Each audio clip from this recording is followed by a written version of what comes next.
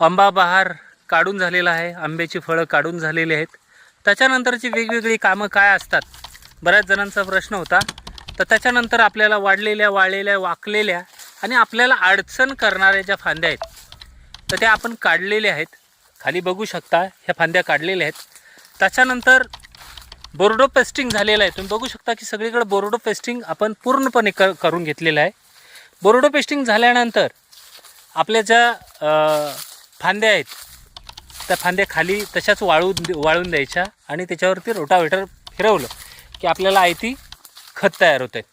त्यानंतरचं पुढचं काम येतं आहे ते म्हणजे आपल्या बागेला कल्टार ॲप्लिकेशन म्हणजे पॅक्लोबिट्रोझॉलचं ॲप्लिकेशन करायचं आहे.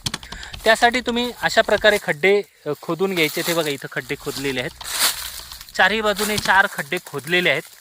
अशा प्रकारे तुम्ही खड्डे खोदायचे आहेत. खड्डे खोदल्यानंतर त्याच्यामध्ये कल्टार ॲप्लिकेशन करायचं आहे. आता कल्टार ॲप्लिकेशन करत असताना काय करायचं आहे ते पर इयर पर ml, कारण इथं आपण जेव्हा 3x12च्या 3x14ची ही बाग आहे तर तेव्हा आपण काय करतो की त्याची केनोपी कंट्रोल करतो आणि केनोपी कंट्रोल केल्यामुळे आपल्याला केनोपीनुसार कल्टार न वापरता वयानुसार कल्टार वापरायचा आहे.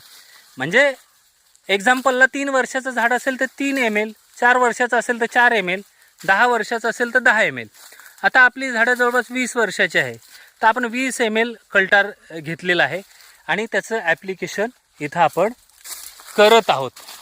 आता कल्टार ॲप्लिकेशन करत असताना तुम्ही बघू शकता की आम्ही पर बादली जी 15 लिटरची बादली आहे त्यामध्ये ते कल्टार आपण घेतलेलं आहे. 15 लिटरच्या बादलीमध्ये 20 ml कल्टार टाकून ते पूर्ण खड्ड्यांमध्ये असे 4 खड्ड्यांमध्ये आपण टाकत आहोत. आता त्याच्यानंतर हे खड्डे जे केलेले आहेत हे लगेच बुजवू नका. त्याच्यामध्ये तुम्ही रासायनिक आणि शेणखत हे टाका आणि मग तुम्ही हे खड्डे क्लोज करू शकता. म्हणजे तुमची ॲट ए टाईम किती कामं झाली?